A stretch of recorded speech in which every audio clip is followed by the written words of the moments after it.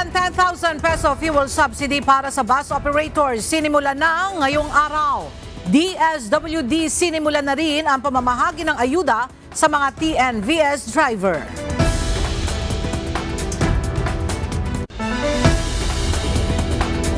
Pagdinig ng Senate Ad Hoc Committee ukol sa epekto ng tensyon sa Middle East, nagsimula na.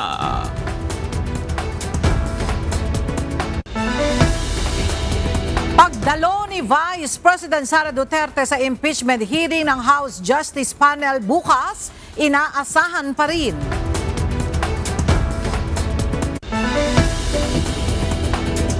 Turista iwas scam inilunsad ng Department of Tourism sa Cebu at Bohol laban sa online scam.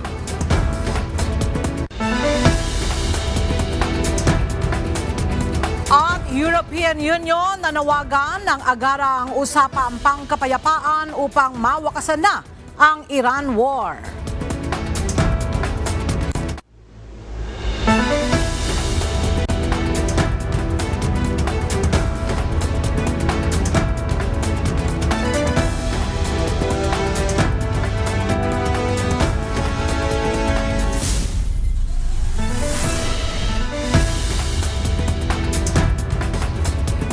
Magandang tanghali mga kasangbahay. Ngayon po ay araw ng Martes, March 24, 2026. Tayo po ay sabayang napapakinggan sa Radyo La Verdad 1350, ang UNTV Radio. At una sa mga balita ngayong tanghali. Panibagong pagtataas ng presyo ng langis ang ipinatutupad ng mga oil companies ngayong araw. Batay sa pinakabagong kalkulasyon ng Department of Energy, aabot na sa higit 144 pesos ang kada litro ng diesel. Nasa 15 pesos hanggang 18 pesos ang dagdag sa kada litro ng diesel, kung saan nasa 107 pesos hanggang higit 144 pesos na ang magiging presyo nito. Nasa 8 pesos hanggang 12 pesos naman ang dagdag sa presyo ng gasolina, kung saan aabot na sa higit 82 pesos hanggang higit 112 pesos kada litro. Habang ang kerosene mayroong nasa 12 pesos hanggang 22 pesos ang madadagdag, kung saan aabot na sa higit 111 pesos hanggang higit 165 pesos ang presyo nito kada litro.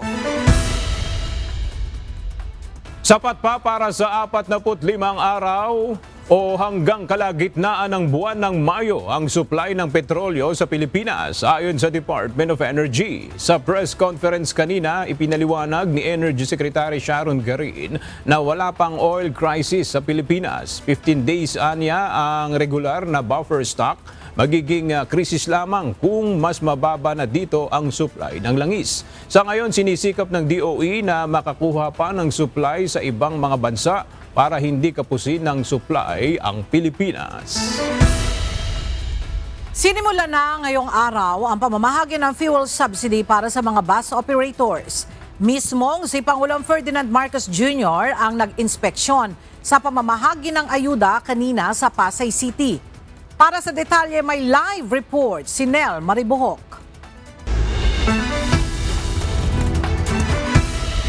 Nel, magkano ang matatanggap na fuel subsidy at sino ang mga unang nakinabang dyan? Yes, 10,000 piso na fuel subsidy ang matatanggap sa kada bus unit.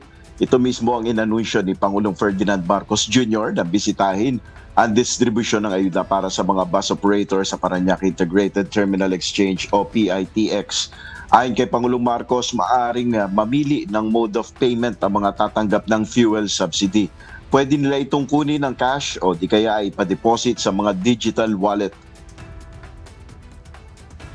We can do it via digital payment or mga GCash. You can go to the ATM. May mga card naman na may hawak naman, may card naman yung mga driver natin, at saka lahat ng operator nag-i-issue ng card. Pwedeng gamitin yun. Meron pa ring iilan na talagang gusto nila, ayaw nilang gawing digital. Kaya meron pa, pwedeng mag-issue ng cheque. At kung talagang kahit cash, pwede pa rin. Ayon kay PBBM, ang pagbibigay ng fuel subsidy ay bahagi ng hakbang ng pamahalaan para hindi masyadong mahirapan ng commuters at transport sector dahil sa pagtaas ng presyo ng produktong petrolyo. 27 bus operators ang nag-qualify sa cash assistance na ito. Nasa kabuang 1,096 bus units ang nabigyan ng ayuda ngayong araw. Yan muna ang ating update. Balik sa iyo, Ella. Maraming salamat, Nel Mariboho. Marami umanong transport network vehicle service drivers ang wala sa listahan ng mabibigyan ng ayuda ngayong araw. Sa panayam ng programang Hataw Balita ngayon, sinabi ni Laban TNVS President June De Leon na halos hanggang madaling araw kanina ay naghahanap pa sila ng pangalan ng kanilang driver partners sa inilabas na recipients ng Department of Social Welfare and Development. Alas 4 lang po tayo natulog dahil hinahanap din po natin yung pangalan ng ating driver, no?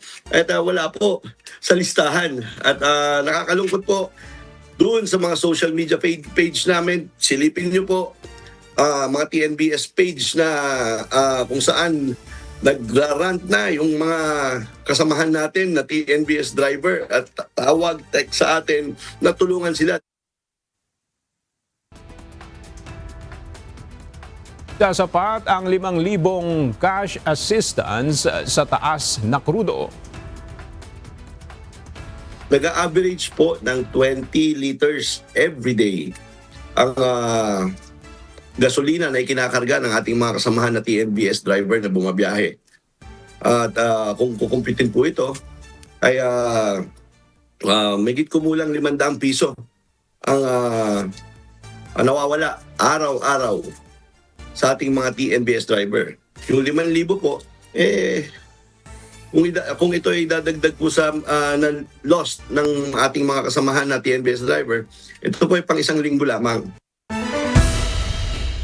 Nagsimula na ngayong araw ang pamamahagi ng cash assistance para naman sa mga Transport Network Vehicle Service Driver sa Metro Manila. Gaya ng mga tricycle drivers, tatanggap din sila ng 5,000 piso bawat isa. Mula sa Parañaque City, ang detalya hatid ni Benedict Samson live. Benedict, ilang TNVS drivers ang target na mabigyan ng ayuda ng DSWD ngayong araw? Magandang umaga, Ella. Nasa mahigit 27,000 na mga Transport Network Vehicle Service o TNVS drivers sa Metro Manila ang inaasahang mabibigyan ng cash assistance ng Department of Social Welfare and Development ngayong araw. Nagsimula na ang pamamahagi ng ayuda para sa mga TNVS driver ang nasa 17 lokasyon ng payout centers sa buong Metro Manila. Kagaya ng ipinamahagi sa mga tricycle driver, 5,000 pisong ayuda rin ang matatanggap ng mga TNVS drivers sa Metro Manila. Ayon kay DSWD Secretary Rex Gatchalian, sa lahat ng mga payout center ay nakapaskil ang pangalan ng isang benepisyaryo. Mayroon na ring help desk sa bawat lugar kung saan magkakasama na ang ilang tauhan ng DSWD, Department of Transportation, Land Transportation, Franchising and Regulatory Board at Transport Network Company para umasiste sa mga driver na wala sa listahan. Tulad ng naranasan sa mga TODA, may inaasahan din ang DSWD ng mga driver na aapela na wala sa listahan. Ngunit giit ng kalihim, huwag nang salain pa ng mga TNC ang driver na isasama sa kanilang listahan. Panawagan namin sa mga TNC, huwag nyo ho nang i-filter, huwag nyo nang itago pa sa amin. I-submit nyo na ang lahat ng drivers nyo, pati yung mga tempo drivers na tinatawag nyo, para matulungan ho sila ng DSWD. Gagawa ho kami ng special payout schedule para lang sa kanila. Ella, panawagan din ni Secretary Gatchalian sa mga driver na wala sa listahan ay huwag nila ibaling ang init ng ulo sa mga DSWD stops dahil wala naman anya itong kasalanan kung bakit wala sila sa listahan. At yan muna ang ating update mula rito sa Parañaque City. Balik sa iyo dyan, Ella. Maraming salamat, Benedict Samson. Binatikos ang Malacanang sa hindi nito pag-amin na may nangyayari ng krisis sa langis sa bansa. Sa gitna ito ng walang patid na pagtaas sa presyo ng mga produktong petrolyo. May balita si Rosa Licos. Umani ng pagbatiko sa pahayag ni Palace Press Officer Undersecretary Claire Castro na wala pang oil crisis sa bansa. Ito ay dahil nananatilian niyang may supply ng langis sa bansa kahit mataas na ang presyo ng mga produktong petrolyo. Sa katunayan, sinabi po ni Secretary Garin na mayroon na pong negosasyon patungkol sa 440,000 barrels ng fuel. At sa susunod naman po ay mayroon 600,000 barrels na maaari po tayong maangkat. Ang sinasabi po natin na wala pa po at hindi po pa dinideklara na mayroon tayong oil crisis dahil nga po sapat ang supply sa ngayon. Most probably, according to Secretary Sharon, ang nagkakaroon lamang po ng issue ay tungkol sa presyo. Dahil alam naman po natin kung ano ang nangyayari na krisis sa Middle East. Hamon ni Kamanggagawa Party List Representative Ellie San Fernando kay Undersecretary Castro, lumabas ng opisina nito para malaman ang tunay na kalagayan ng mga ordinaryong Pilipino. Ang Malacanang na lang din anya ang hindi nakakaalam na may krisis na ng langis sa bansa. Ayan, Undersecretary Claire Castro, PBBM at kayo mga nandyan sa palasyo. Kayo na lang ho ang hindi naniniwala na may krisis na nararanasan ang mga manggagawa at ordinaryong Pilipino. Dagdag pa nito, dapat naka-emergency mode na ang Marcos Jr. administration at hindi panay ayuda ang solusyon. Dapat ho, ang attitude ninyo ay crisis mode na, emergency mode. Ang maganda nyong gawin, isuspende nyo yung excise tax, yung value-added tax sa mga produktong petrolyo, i-address nyo yung issue ng sahod ng mga manggagawa. Walang problema sa ayuda, pero kung ang tugon ninyo sa problema ay puro ayuda lang, napakalaki ho ng problema natin. Mismong mga manggagawa at ordinaryong Pilipino na ang nagsasabi, may krisis, may problema, dapat umaksyon na ang ating gobyerno. Maging sinavota City Representative Toby Chanco, nagtataka rin sa naging pahayag ng palasyo. Hindi ko matanggap yun na wala pa tayo sa crisis. Ang taas na tinaas ng presyo ng langis, di ba? Pag nagpapakarga ka nga ng diesel, pataas ng pataas eh. So paano namang wala tayo sa crisis? Binatikos din ng Makabayan lawmakers ang tila anya ay pagsasantabi ng PBBM administration sa kinakaharap nating sitwasyon. Kinokondena nila ang kakulangan ng agarang pagkilos ng Malacanang. Dagdag pa ng mga ito, ang pagmamaliit sa krisis ay panghihikayat ng pagiging kampante, nagpapabagal sa aksyon at nagtutulak sa publiko na ituring na normal ang lumalalang kahirapan. Wala na rin anyang normal sa sitwasyon ngayon na araw-araw na pinabibigat ang buhay ng mga manggagawa, drivers, magsasaka, kabataan at mga mararalita. Giit naman ni Attorney Michael Henry Yusinco, isang Senior Research Fellow sa Ateneo School of Government, kung abala pa rin ang Marcos admin sa pagtukoy kung ano ba talaga ang krisis, nanganganib ang bansa na maiwan sa alanganin. Dapat anya ang naririnig ngayon ng publiko mula sa pamahalaan ay ang mga tiyak at konkretong hakbang kung papaano uusad. Sa kasalukuyan anya, tila walang malinaw na direksyon at paikot-ikot ang dating ng administrasyon. Rosa Licos, UNTV News and Rescue. Diyos ang aming sandigan, serbisyo publiko ang aming pinahahalagahan. Muling iginiit ng Malacanang na handa si Pangulong Ferdinand Marcos Jr. na lagdaan agad ang panukalang emergency powers para masuspinde o mabawasan ang pataw na excise tax sa langis. Ayon naman kay Senate President Vicente Soto III, hinihintay na lamang ang lagda ng House Speaker sa naturang enrolled bill bago isumite sa Malacanang. Narito ang report ni Nel Maribohok. Inaabangan na lamang ng Malacanang ang itatransmit na enrolled bill ng naglalaman ng emergency powers ni Pangulong Ferdinand Marcos Jr. Ayon kay Palace Press Officer Undersecretary Claire Castro, wala pa sa lamesa ng Pangulo ang panukalang batas. Pero sa oras na ito ay makarating kay PBBM, agad niya itong pipirmahan. Ang update sa akin noong Sabado ay hinihintay po na maibigay sa Pangulo para mapirmahan. Sa akin pong huling pagkakaalam. Pero pag nandiyan na po yan, pipirmahan po agad ng Pangulo yan. At lahat ng maaaring gawin at hindi lalabag sa batas at hindi lalabag mismo doon sa batas na sinusulong ngayon patungkol sa emergency powers, gagawin po yan ng Pangulo. Nilinaw rin ng palasyo ang naging pahayag kamakailan ni Pangulong Marcos na hindi basta-basta magagamit ang emergency powers para suspindihin o bawasan ng excise tax. Ayon kay Jose Castro, may mga sitwasyon na kailangang isaalang-alang bago gamitin ang naturang kapangyarihan. Iba po yung pipirma niya agad dahil gusto niya po itong batas na to, at iba po yung maaaring hindi niya agad ma-implement. Dahil tandaan po natin, nasa batas, doon sa ginawa po na bill, na kailangan na yung price ay mag-reach ng $80 per barrel sa loob ng 30 days. So as of the time na binanggit nyo yan, wala pa po kasing 30 days. So at the time, mahirapan po siya talagang i-implement. Konsiderasyon rin anya ang estado ng pag-aangkat ng langis. At pag sinabi po kasi nating excise tax, ito naman po ay upon entry.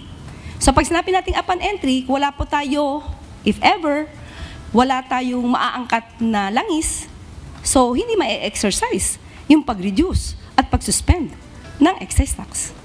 So ganun po yung ibig sabihin ng Pangulo.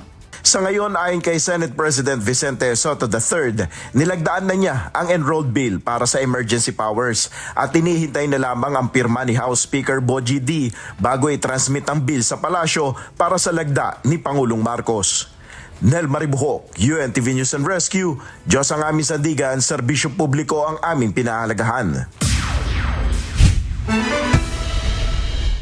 Binigyang diin ng isang senador na kailangan ng makagawa ng agarang plano ng pamahalaan sa gitna ng nangyayaring tensyon sa Middle East. Kaugnay nito, nais ng ad hoc committee ng Senado na tumutok sa mas maagap na pagtugon sa mga krisis bunsod ng nagpapatuloy na gulo sa gitnang silangan.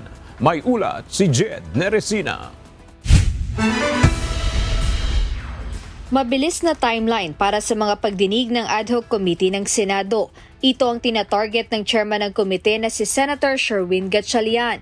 Paliwanag ng senador, kinakailangan aniya ang agarang plano upang tugunan ang lumalalang epekto ng sigalot sa gitnang silangan sa lokal na ekonomiya. Bilang chairman ng Proactive Response and Oversight for Timely and Effective Crisis Strategy o PROTECT Committee, binigyang diin ni Senator Gatchalian ang pangangailangang makabuo ng mga konkretong resulta. Dahil dito, target ng panel na makapaglathala ng isang komprehensibong contingency framework sa loob lamang ng 1 hanggang 2 linggo. Binigyang diin ng mambabatas na kasalukuyan ng nagsasagawa ang komite ng scenario building upang paghandaan ang anumang krisis. Kabilang sa kanilang sinusuri ay ang isang worst-case projection kung saan maaaring tumagal ang gulo sa Middle East ng hanggang 6 na buwan na posibleng magtulak sa presyo ng langis sa pandaigdigang merkado ng hanggang $200 kada bariles. Ayon kay Senator Gatchalian, sa ganitong sitwasyon o sa anumang yugto ng sigalot, dapat handa ang bansa na magpatupad ng angkop at targeted na contingency plan. Kaugnay nito, ayon kay Minority Leader Senator Alan Peter Cayetano, layunin ng binuong komite na palakasin ang koordinasyon ng national agencies, local government units at pribadong sektor, habang mananatili sa executive branch ang implementasyon ng mga programa. Ngayong araw, inaasahan ang unang pagpupulong ng ad hoc committee na susundan ng pagkuha ng input mula sa iba't ibang sektor at maghahain ng rekomendasyon sa executive branch para mas maging handa ang bansa sa mga susunod na krisis. Jed Neresina, UNTV News and Rescue. Diyos ang aming sandigan, serbisyo publiko ang aming pinahahalagahan. Nagsimula na ngayong umaga ang pagpupulong ng ad hoc committee ng Senado na dinaluhan ng iba't ibang ahensya ng pamahalaan. Layo ng binuong komite na tumutok sa mas maagap na pagtugon sa mga krisis dala ng nagpapatuloy na gulo sa Middle East. Mula sa Senado, may detalye si Jed Neresina live. Jed, ano na ang mga natalakay sa pagdinig ng ad hoc committee ngayon? Ela, sa kabila ng mga ulat ng Department of Foreign Affairs at Department of Migrant Workers ukol sa sitwasyon sa gitnang silangan maging doon sa mga tulong na naibigay na sa mga apektadong Pilipino sa rehiyon, kinwestiyon ng ilang senador yung babaw ng mga inilahad na plano ng mga nasabing ahensya. Dahil ayon sa mga mambabatas, hindi nauubra yung mga motherhood statement sa harap ng ad hoc committee dahil ngayon kinakailangan na ng konkretong solusyon at plano para tugunan yung nararanasan o nararamdamang krisis sa bansa. Nagsimula na kaninang umaga ang pagdinig ng Proactive Response and Oversight for Timely and Effective Crisis Strategy o PROTECT Committee ng Senado. Sa pangunguna ni Senator Sherwin Gatchalian, target ng komite na makabuo ng mga konkretong plano na tutugon sa krisis na dulot ng nagpapatuloy na sigalot sa gitnang silangan, kung saan inimbitahan nila ang iba't ibang ahensya ng pamahalaan upang makatulong sa pagbuo ng nasabing plano. Objectives of this hearing are clear and specific. First, we will determine the full extent of the economic and sectoral impact of the ongoing conflict on the Philippines. Second, we will assess the readiness of government agencies in managing potential disruptions in energy supply, inflation, and employment. Third, we will establish a clear, coordinated, and comprehensive national contingency plan that integrates all relevant agencies under a unified framework. And fourth, we will identify and initiate the needed policy measures, whether they come from the executive or legislative branches of government, to mitigate the impact of this crisis and protect the welfare of the Filipino people. Bagamat nanindigan ang Malacanang kahapon na wala pang krisis sa supply ng langis, mariin itong tinutulan ng ilang senador. Ayon sa mga mambabatas, hindi na normal ang sitwasyon at malinaw na nahaharap na ang bansa sa isang krisis na nangangailangan ng agarang aksyon. We must first admit that there is a crisis for us, for all of us, to act with urgency. And we must admit that it can't be the usual way things are.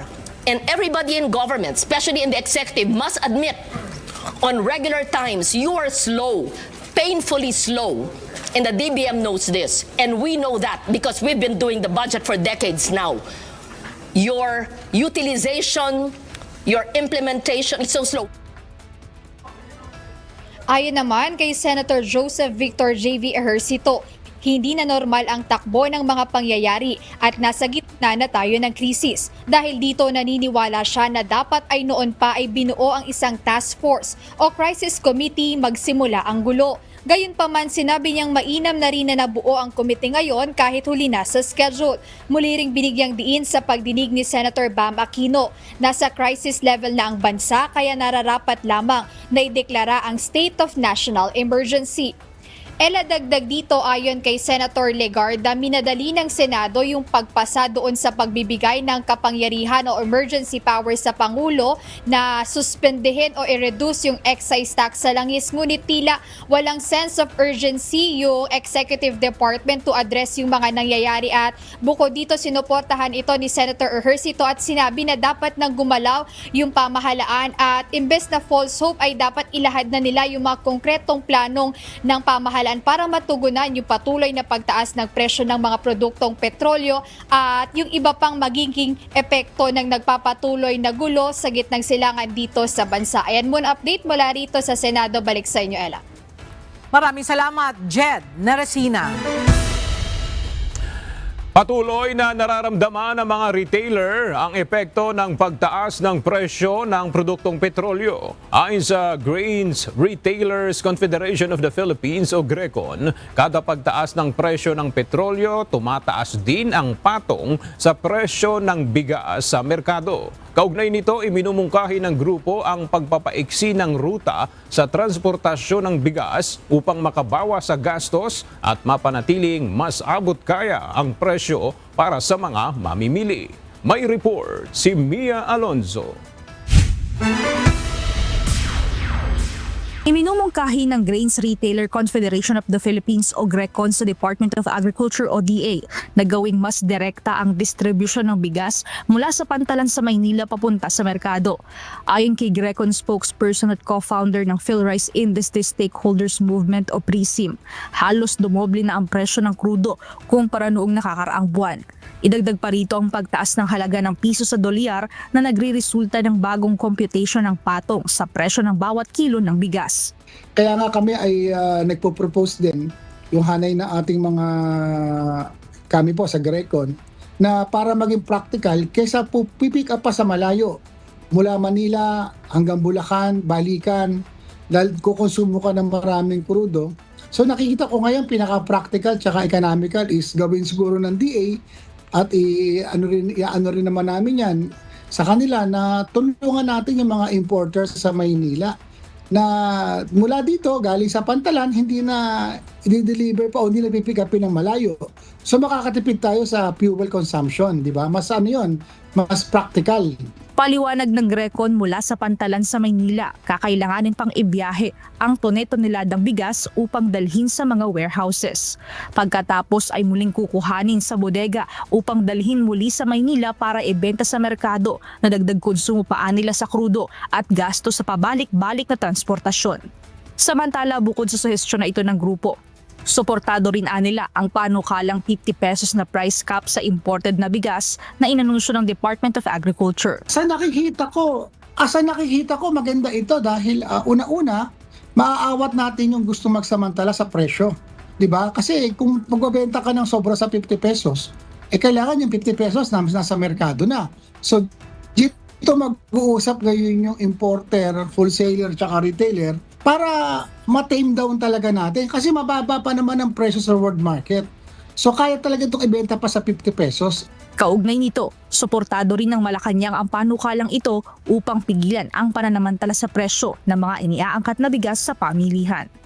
Actually, sabi po ni Secretary Kiko Laurel, ay nagbigay na po sila ng rekomendasyon sa National Price Coordinating Council para magkaroon ng deliberation patungkol dito. At ang kanilang price cap na isinangguni ay 50 pesos for imported rice. So, ito po ang ibinigay din na mungkahi ni Secretary Kiko Laurel kay Pangulo. So, ito po naman ay sinusuportahan. Nia Alonso, UNTV News and Rescue. Diyos ang aming sandigan, serbisyo publiko ang aming pinahahalagahan. Manatili po kayong nakatutok sa UNTV, magbabalik ang C-News. Nagbabalik ang C-News. Handa na ang Philippine National Police para sa seguridad ng mahabang bakasyon. Sa katunayan, nasa halos 60,000 pulis ang kanilang ipapakalat para sa seguridad. May ulat si Lea Ilagan. Dinagdagan pa ang deployment ng security personnel para sa paparating na mahabang bakasyon. Sa katunayan, nasa 59,416 na security personnel ang kanilang i-deploy. Sa naturang bilang, 39,540 dito ang mga tauhan ng PNP. As we approach the observance of the Holy Week, the Philippine National Police is fully prepared to ensure the safety, security, and orderliness of the public under our nationwide program Ligtas Semana Santa 2026. Kasama sa mga babantayan ng mga pulis ay ang mga transport hubs gaya ng bus terminal, seaports at airports. Magkakaroon din ng deployment sa mga places of worship na karaniwang dinadalaw tuwing ganitong bakasyon. Ganon din ang mga tourist destination at mga sikat na beach. Sinabi pa ni Directorate for Operations, Tourist and Safety Protection Section Chief, Police Captain Amit Yu, layon ng kanilang deployment na maging payapa ang pagdiriwang ng bakasyon ngayong taon. These areas experience a high number of tourists or visitors who are having spiritual reflection, and the PNP has intensified or maximized the police visibility through foot patrol and establishment of assistance desk and coordination with our local government agency. and tourism stakeholders. Our personnel are tasked not only to ensure the peace and order, but also to assist our tourist individual, to manage the crowds, and prevent criminal activities. Nauna nang sinabi ng PNP na itataas nila sa heightened alert status ang pag-alerto ng pambansang pulisya simula sa March 29 hanggang May 31. Ito'y kahit na wala naman daw silang namomonitor na banta para sa seguridad ng mahabang bakasyon. Leia Ilagan, UNTV, News and Rescue. Diyos ang aming sandigan, serbisyo publiko ang aming pinahahalagahan. Kasabay ng opisyal na pagsisimula ng tag-init, inatasan ng Philippine National Police o PNP ang mga lokal na pulisya na tiyakin ang kapakanan ng mga tauhan na naka-duty. Ito'y lalo na ang mga nagsasagawa ng patrol at checkpoints sa ilalim ng matinding init ng araw. Ang detalye hatid ni Leia Ilagan live. Leia, anong mga hakbang ang ginagawa ng PNP upang bigyan ng proteksyon ng mga pulis ngayong tag-init? Magandang tanghali sa Ella. Pinapuprotektahan nga ni PNP Chief Police General Jose Melencio Nartates Jr. ang mga pulis mula sa mga karaniwang problemang pangkalusugan ngayong panahon ng tag-init, lalo na ang heat stroke at pulikat. Sinabi ni Chief PNP na ang mga pulis na naka-field duty ay dapat manatiling hydrated sa lahat ng oras at magkaroon ng makatwirang oras ng trabaho o shifting para maiwasan ang labis na pagkabilad sa init. Aniya, inatasan na niya ang mga hepe ng pulisya at mga unit commander na magsagawa ng pagsusuri sa deployment strategy at pagtatasa sa mga tauhan para matiyak na hindi makukompromiso ang kalusugan ng mga i-deploy sa field. Nauna na nagpaalala ang Philippine Atmospheric, Geophysical and Astronomical Services Administration o PAGASA sa publiko na maghanda sa mas mainit na temperatura matapos itong ideklara ang pagtatapos ng Northeast Monsoon o Amihan Season. Inaasahang aabot sa pinakamataas ang temperatura sa mga buwan ng Abril at Mayo ayon sa PAGASA. Dagdag naman ni General Nartates, inatasan din ang mga police commander na repasuhin at ipatupad ang mga naunang polisiya kaugnay sa deployment tuwing tag-init. Bigyan din niya na dapat unahin ang kapakanan ng mga uniformadong tauhan habang ginagampanan nila ang kanilang sinampuang tungkulin. Alagaan din ang kanilang kalusugan upang mas makapagsilbi ng maayos sa taong bayan. Ella? Alright, maraming salamat, Leia Ilagan. Magsisimula na bukas ang pagtalakay ng House Justice Committee sa impeachment complaint laban kay Vice President Sara Duterte. Ayon kay Committee Chairperson at Batangas 2nd District Representative Jervil Luistro, inaasahan pa rin nila ang pagdalo ng Vice Presidente sa pagdinig. Ang detalye ihahatid ni Rosalie Cos live. Rosalie, may kumpirmasyon na ba mula sa kampo ni BP Sara kung pupunta ito sa Kamara at kung sakaling hindi, maaari bang magsumiti na lang ng ebidensya at mga dokumento ang kampo ng Vice Presidente sa House Justice Committee? Aga yung complainants o mga nagrereklamo at ang respondent o yung inirereklamo sa impeachment complaint yung dapat na magpresenta ng kanilang mga ebidensya at testigo sa isasagawang pagdinig o hearing proper ng House Justice Committee na nakatakda ng magsimula bukas, araw ng Miyerkules, March 25. Ngayon, kung pipiliin ni Vice President Sara Duterte na i-boycott ang proseso, walang ibang maaaring magpresenta ng ebidensya para sa kanya. Sa tanong kung maaari bang isumite na lang ng Vice Presidente yung mga ebidensya sa pamamagitan ng kanyang mga abogado, kailangan pang talakayin ng issue ng House Justice Committee. Ayon niya sa panel chairperson na si Batangas 2nd District Representative Jervil Luistro. Pakinggan natin ang pahayag ng kongresista. It needs to be presented kasi how are we going to understand if this evidence will just be sent, no? How would we know? Para saan bang offense or ground are this evidence being submitted, no? Para saan ba itong specific document na ito? Does this refute or challenge the first, the second, the third, and the fourth ground? How are we supposed to understand that? No? So, but then again, we will be soliciting the consensus of the justice members. After all, let us remember that the Justice Committee is a collegial body. The chair cannot decide alone. Sa kasalukuyan, wala pang impormasyon ang House Justice Committee kung dadalo ba o hindi sa pagdinig ang Vice Presidente bukas. Pero umaasa pa rin ang House Panel Chairperson sa presence ng respondent na si VP Duterte. Wala tayong nare-receive about the possibility of the Vice President attending our hearing tomorrow, no? But again, we are still hopeful kasi sabi ko nga, ang tagal na nitong mga katanungan na to, questions on the confidential fund, questions on the threat committed against the president, questions on unexplained wealth.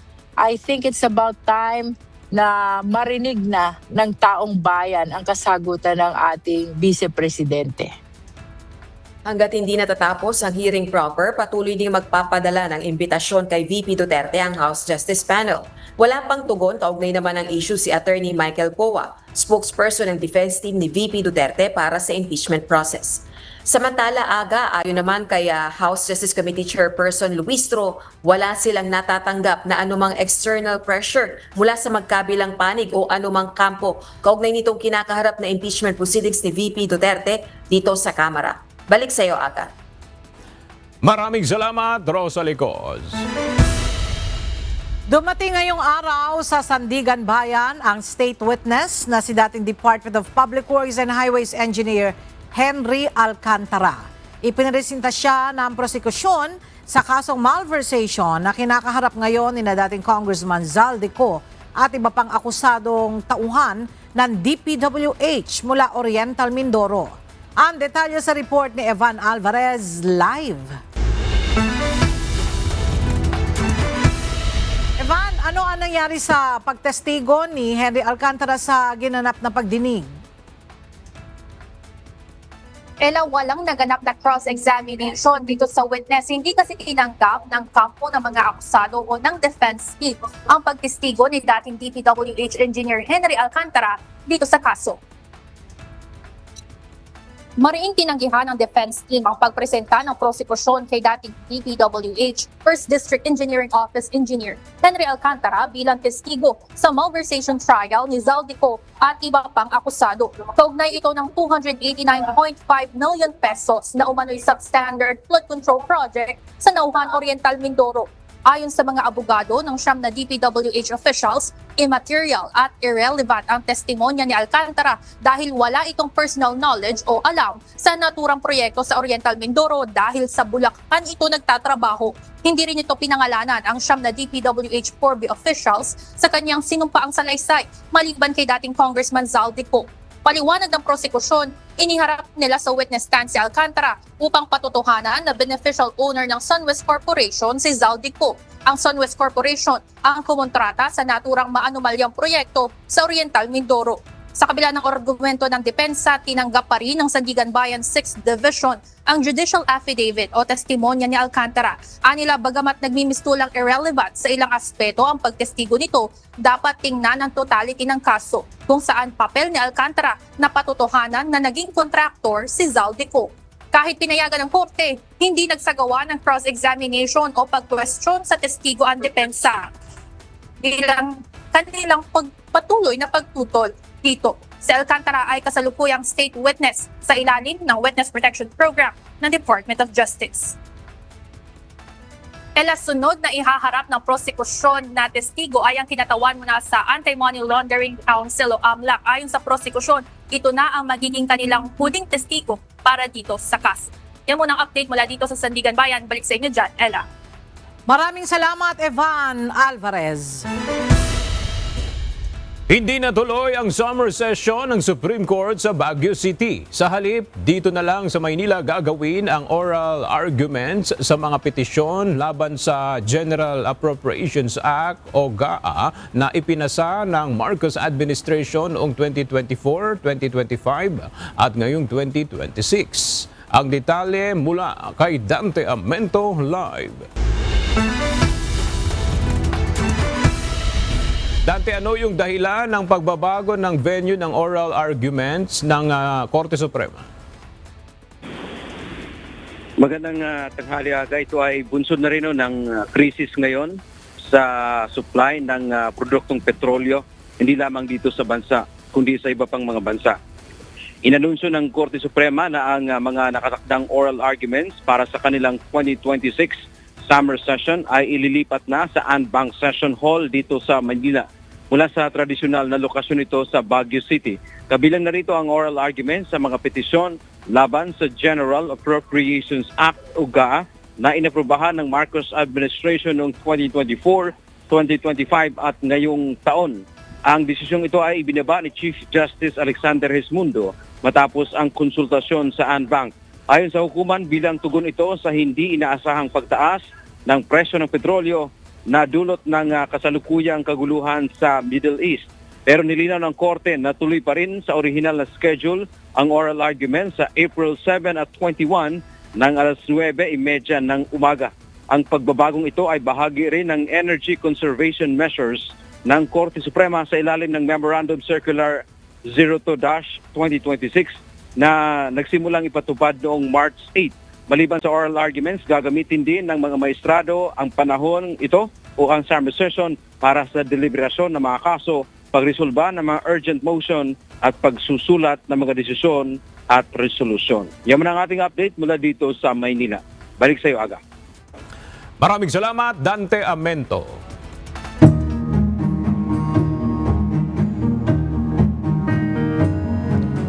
Mahigit 4 na bilyong pisong halaga ng ilegal na droga ang sinira ng Philippine Drug Enforcement Agency sa 13 Martires City, Cavite. Kasama sa mga sinira ang shabu, marijuana at expired na gamot na nakumpiska sa iba't ibang operasyon ng mga law enforcement agency. Makibalita tayo kay Lalaine Moreno live. Lalaine, gaano karami yung mga sinirang illegal drugs ngayon? Itong mga sinirang drugs ay parehong merong solid at liquid. No? So itong liquid ay 1,136.5521 kilograms habang ang liquid naman ay 657.1300 milliliters. 4.56 billion pesos na halaga ng droga ang sinira ng PDEA sa Integrated Waste Management Incorporated sa Barangay Aguado, 13 Martires City, Cavite ngayong umaga. Sinira ang droga sa pamagitan ng thermal decomposition or thermolysis. Kasama sa mga sinira ang 555.2393 kilograms ng methamphetamine, hydrochloride o shabu, 442 kilograms ng marijuana, 1.6 kilograms ng ecstasy, 117 kilograms ng cocaine, 15 kilograms ng ephedrine, at 0.5 kilograms ng ketamine. Sinira din ang mga liquid substance tulad ng amphetamine, liquid meth, marijuana, toluene at mga assorted expired medicines. Ang mga sinirang droga ay galing sa iba't ibang drug operations ng PDEA at iba pang law enforcement agency at galing sa korte. Yan muna ang latest. Balik sa iyo, Ella. Maraming salamat, Lalaine Moreno. Mahigit 200 mangingisda ang isinailalim na sa validation ng Bureau of Fisheries and Aquatic Resources o BFAR para sa fuel subsidy sa bayan ng Balud Masbate ngayong araw. Para sa detalye, makibalita tayo kay Jerry Galicia Live. Jerry, cash ba yung matatanggap ng bawat mangingisda sa fuel subsidy na yan yung ipamamahagi nga ng BFAR dyan sa Masbate? Yes, Aga card na naglalaman ng 3,000 piso na pwedeng ipalit ng gasolina o diesel sa mga gasoline station. Kaya hindi cash ang matatanggap ng bawat mangisda na fuel subsidy mula sa BIFAR dito sa bayan ng Balud sa Masbate. Target matapos ngayong araw ang sinasagawang validation ng Bureau of Fisheries and Aquatic Resources o BIFAR sa nasa mahigit 200 mangisda dito sa bayan ng Balud. Ilan sa mga requirements na hinahanap ng ahensya ang identification card at kung nakarehistro sa BIFAR ang mga kagamitan sa pangingisda gaya ng lambat at mga motorized bangka. Yata nasa hanggang 3 gross tonnage na bangkang pangisda ang gamit itong mga maliit na mangisda. Matapos na maisailalim sa validation, maghihintay pa ng ilang araw ang bawat pangisda para ma-angkat ng mga card na naglalaman ng fuel subsidy na namumula pa sa regional office sa Legazpi City. Once na validated na yung fisher boxes, sila talaga yung tao na nasa listahan with the corresponding RSPSA number, bali eventually marereleasean sila ng fuel subsidy card, which is yung fuel subsidy card doon napapaloob yung amount na 3,000 pesos bilang fuel subsidy sa mga fisher folks natin.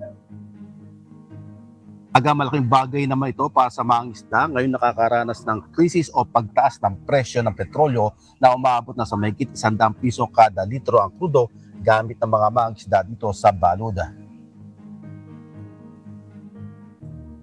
Opo sir, malaking bagay yan sa kung ma-release yan.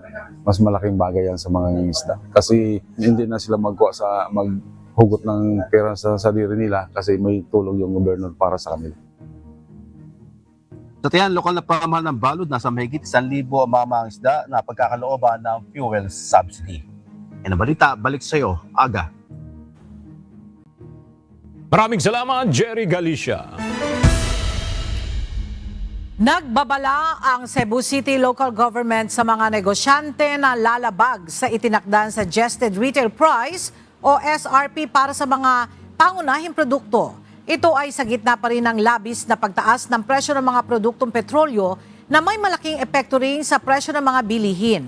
Kaugnay nito, nakaalerto ngayon ang Special Price Monitoring and Consumer Protection ng Cebu City LGU laban sa mga magsasamantalang negosyante. Bukod dito, makikipag-ugnayan rin sila sa national government agencies upang tugunan ang iba pang issue gaya ng overpricing at hoarding ng mga produkto na maaaring makapagpalala sa sitwasyon ng mga mamimili. If you have the complaint, klaro kayong misaka, then we will have to validate that. Then whatever penalties based on sa atong mga balaw, then immediately we are going to impose that. But what is important right now is unsa ka tinuod. Kay daghan man musulti ni mahal, but how mahal? Inaasahan ang muling pagdagsa ng mga turistang magbabakasyon sa nalalapit na long holiday. Kaugnay niyan ay inilunsad ng Department of Tourism ang Turista Iwas Scam sa probinsya ng Cebu at Bohol upang maiwasan ang online scam sa mga hotel at resort. May report si Gladys Tuami live. Gladys, marami na bang mga insidente ng online scam yung naitala ng mga otoridad dyan sa Cebu at Bohol? Aga, halos 200 kaso na ng online scam ang naitala ng Department of Tourism Region 7 sa mga probinsya ng Cebu at Bohol mula September 2025 hanggang taong kasalukuyan. Sa naturang insidente ng panloloko o online scam, hindi o higit 1 milyong piso na ang nakuha na apektado pareho ang negosyo at ang mga turista. Kaya inilunsad ng DOT ang Turista Iwas Scam, lalo't dumarami ang mga turistang nabibiktima ng online bookings sa mga hotel at resort. Kadalasan sa taktika ng mga scammer ay pagnanakaw ng mga larawan mula sa mga resort para gamitin sa gagawing peking Facebook page upang magbukang lehitimo. Tsaka naman sisingilin ang mga turista sa pamamagitan ng e-wallet. Sa pamamagitan ng Turista Iwas Scam, layunin nitong maprotektahan ang mga turista maging ang mga negosyo. Agad dito ay palalakasin ang public awareness laban sa digital fraud at matutulungan din upang matukoy kung ang ginagamit na online booking platform ay talagang lehitimo. Yan muna ang ating update. Balik sa iyo, Aga. Maraming salamat, Gladys Tuabi. Nagsimula na ang tagisan ng galing at kakayahan ng mga bumbero sa pagiging handa sa mga tunay na sitwasyon ng sunog at sakuna sa 10th National Fire Olympics na binuksan ngayong araw sa Oroquieta City, Misamis Occidental. Para sa detalye ng balita, may report si Alan Manansala live. Alan, kumusta ang sitwasyon dyan? Marami ba ang lumahok sa kompetisyon? Ella, mainit pa rin ang panahon dito sa Oroquieta City, Misamis Occidental. 18 kupunan ang maglalaban-laban para sa 10th National Fire Olympics 2026 na gaganapin yan dito sa Oroquieta City. Ella, ang mga kupunan ay nagmula sa iba't ibang rehiyon ng bansa kung saan aabot sa mahigit 1,000 mga participants ang lumahok sa nasabing kompetisyon. Nagtipon-tipon ang mga pinakamahuhusay na bumbero mula sa iba't ibang panig ng bansa sa isang matinding kompetisyon na sumusubok sa kanilang lakas, bilis at kahandaan sa sakuna. Kasabay ng pagdiriwang ng Fire Prevention Month, kasalukuyang ginaganap ang 10th National Fire Olympics 2026 sa Oroquieta City mula March 24 hanggang 26. Kabilang sa nasabing aktibidad ang mga firefighters mula sa Region 2 hanggang Region 13, kabilang ang National Capital Region. Aabot, Ella, sa 1,000 contingents ang kalahok sa kompetisyon na magpapakita ng kanilang husay at sa iba't ibang firefighting at rescue simulation. So we respond to vehicular accidents, falling accidents or any incident na nag-involve na ng mga pag-apply ng mga different rescue techniques. So that's the reason that we have this kind of activities para mas ma-enhance yung skills ng ating mga bumbero. Ella, kabilang sa mga paligsahan o kabilang sa mga magiging paligsahan ang fire attack relay, ladder climb, rescue operations at iba pang skill-based challenges na sumasalamin sa aktual na sitwasyon sa mga emergency. Layunin ng aktibidad na mas mapalakas ang kahandaan at koordinasyon ng mga bumbero, pati na rin ang pagpapalaganap ng kamalayan ng publiko sa kahalagahan ng fire safety. Bukod sa kompetisyon, nagsisilbi rin itong training ground upang mas mapabuti ang kakayahan ng mga responders sa oras ng sakuna. Patunay na sa oras ng sakuna, kahandaan at pusay ng ating mga bumbero ang unang sandigan ng kaligtasan ng bawat Pilipino. Samantala, Ella, inaasahan namang magbibigay ng dagdag sigla sa turismo at lokal na ekonomiya ng Misamis Occidental ang naturang event. Last year, Ella, tinanghal na overall champion ang team ng National Capital Region na ginanap sa Clark, Pampanga. Ngayong taon, aabangan natin kung mananatiling panghahawakan nila ang titulo o kaya naman may panibagong kupunan na hahawak sa kampyonato. Ella, balik muna sa iyo. Alright, maraming salamat, Alan Manansala.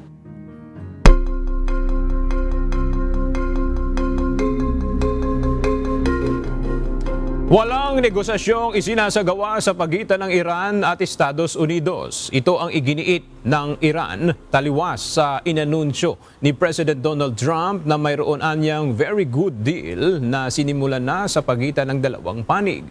Narito ang ulat ni JP Nunez. Iginiit ng Iran na kahilingan ng mga mamamayan ng Iran na papanagutin ang mga umatake sa kanilang bansa at ito rin ang paninindigan ng mga opisyal nito. Kaya't ayon sa tagapagsalita ng Iran Parliament na si Muhammad Bagher Ghalibaf na hindi totoong may isinasagawa silang pag-uusap ng Estados Unidos. Fake news anya ang ipinapakalat ng Estados Unidos para lamang impluwensyahan ang nagbabadyang economic crisis na kinakaharap ngayon ng mundo. Matatandaang naglabas ng pahayag si United States President Donald Trump na may ongoing peace deal na sila ng isang mataas na opisyal ng Iran na itinanggi naman nitong pangalanan. No, not the Supreme Leader. We don't. Well, nobody heard of the second Supreme Leader, the son. Are these nobody? We have not heard from the son. Every once in a while, you see a statement made, but we have not. We don't know if he's living.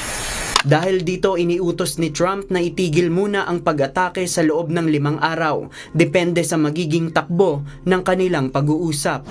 Samantala, labis namang nababahala si European Union Chief Ursula von der Leyen sa patuloy na gulo sa Middle East at sinabing kailangan na ng pag-uusap hinggil sa kapayapaan upang wakasan na rin ang Iran war. I'm deeply concerned about the conflict. Iran has to cease immediately its threats, laying of mines, drones and missile attacks and other attempts to block the strait to commercial shipping. The recent attacks by Iran on unarmed commercial vessels in the Gulf, attacks on civilian infrastructure, including oil and gas installations, and the de facto closure of the Strait of Hormuz by Iranian forces is unacceptable and must be condemned.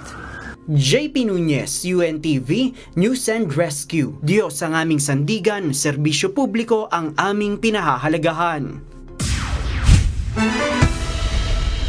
Nagpahayag ng pakikiramay ang Federal Aviation Administration sa mga pamilya ng mga biktima na nangyaring banggaan ng Air Canada Express at ng isang fire truck ng LaGuardia Airport sa New York nitong Linggo ng gabi, Eastern Time. Sa kanyang pahayag, tiniyak ni FAA Administrator Brian Bedford ang seryosong pagtrato ng ahensya sa pagpapanatili ng kaligtasan ng Air Traffic Control System at ng pambansang himpapawid. Pinaliwanag din ni Bedford ang aktwal na nangyari sa naturang insidente. Pangungunahan ng Transportation Safety Board ang investigasyon dito na handa naman anyang bigyan ng buong suporta ng FAA. Tinayak ng ahensya na magiging kumpleto at transparent ang investigasyon at gagawa sila ng mga konkretong hakbang upang hindi na maulit ang ganitong trahedya. Samantala, nagpahayag din ng pakikiramay ang President at Chief Executive Officer ng Air Canada sa mga pamilya ng 2 pilotong nasawi sa insidente at ng suporta sa mga nasaktan. We are deeply saddened by the loss of 2 Jazz employees, and our deepest condolences go out to the entire Jazz community and their families. We are working with the authorities to confirm the number of injuries and if there are any other fatalities. Anything we can do now, we're doing. And right now, that means focusing on taking care of those impacted by this incident, including their families. Members of our specialized team will be on their way to New York.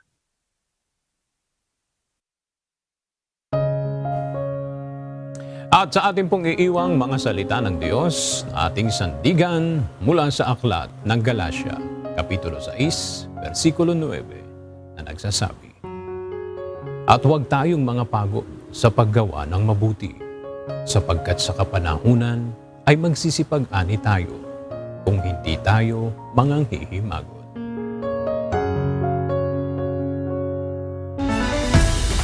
At yan ang mga balitang aming tinutukan at inaksyonan dahil sa aming pagbabalita, una ang pagkalinga sa kapwa. UNTV CE News, may balita saan mang panig na ang daigdig. At dito sa UNTV, Diyos ang aming sandigan, serbisyo publiko ang aming pinahahalagahan. Magandang tanghali.